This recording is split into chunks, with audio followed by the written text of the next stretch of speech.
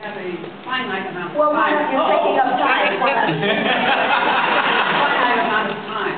So, if somebody feels a burning need to answer the question, great. But let's reserve until one person to answer a question. And we don't have to go on and reiterate the same thing. So, I don't think I reiterated anything. Okay, we're ready for a question from this side of the room. I have the question addressed to one person. You want to address to one person? Yeah. Okay. You want to stand up, sir? Back there. Yes, you wave your arm. Well, wait a minute on that. Wait a minute on that. I don't know if the audience is here because they want to hear an answer from one person that has a view on it from another perspective. There isn't just one view. If you want a question from George or Walter or me that has something to do with it, then I would say let's do that. Let's leave it open.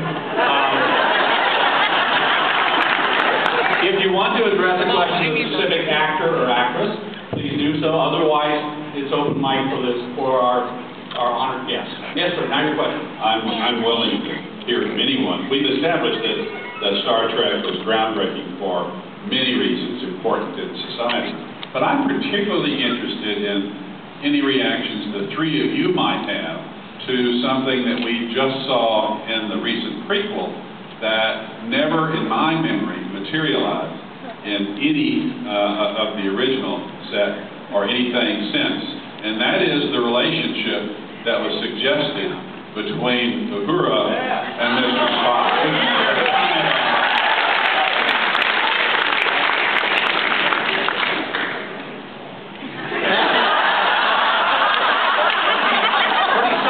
Was that to me?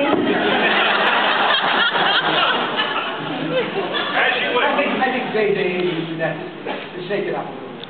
I mean, I don't think it was organically evolving before it.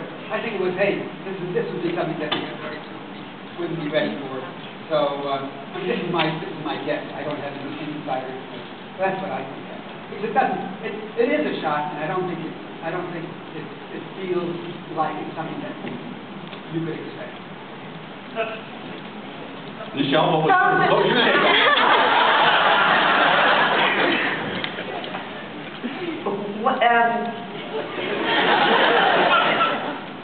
Gene Roddenberry originally did not want to was not writing a science fiction film. He wanted to write about the human condition between men and women of all races that reflect America and reflect outward the world, and thereby have high drama. So when I went to interview for the role before Paramount and NBC knew I was going to be on, the role had not been written, and I read a scene that they asked me to read that was three characters, somebody named Kirk, somebody named Bones, and somebody named Spock. And they asked me if I would read for this role of the person named Spock. And I said, fine, because it was a long scene and he had a big part. And I thought this was the role. I said, tell me something about this character. What is she like? And they looked at me like I was crazy and said, Spock is not a she, Spock is a he. We just haven't written your role yet, but we can see from here. And I said, well, tell me, could she be a woman? And they said yes, but Leonard Nimoy was not like it. And so I said, well, tell me something about the character, and I'll read as though I was reading for the character. Make a long story short, I got the role. But I took my reading from what they told me Spock was about. In developing that character, and I told Gene Roddenberry about it when he decided on the book I was reading, which was a treatise on Africa called Uhuru. He said he wanted to use that, but I said, why don't we do an alliteration on it, because he said it was too harsh. And I said, make it Uhura. And he said, you named your character, it belongs to you. And I set forth then, he said, and you come from the United States of Africa, it's just beside it. And I decided then, from the character that I read, that I wanted to be very much like that character, but in a feminine way.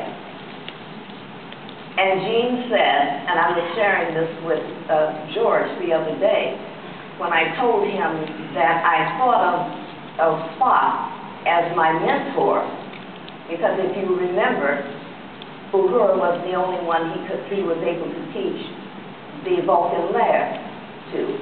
And she sang and spoofed on Spock. Now, you could have never had a love scene in '63 between Uhura and Spock. But there were several hints, and Gene was indeed kind of beginning to follow that. And he said he wanted to do episodes, if we had gone past the third year, because this was about the third year we were talking, he wanted to do episodes that got into all of the stars' life, so that you had not 1 star, 2 stars, and supporting cast, which we really are not. But that was the essence of that. And JJ was a big Star Trek fan. And he invited me to lunch, and I told him about my creating the character. Whether he got, and why, my relationship with Spock.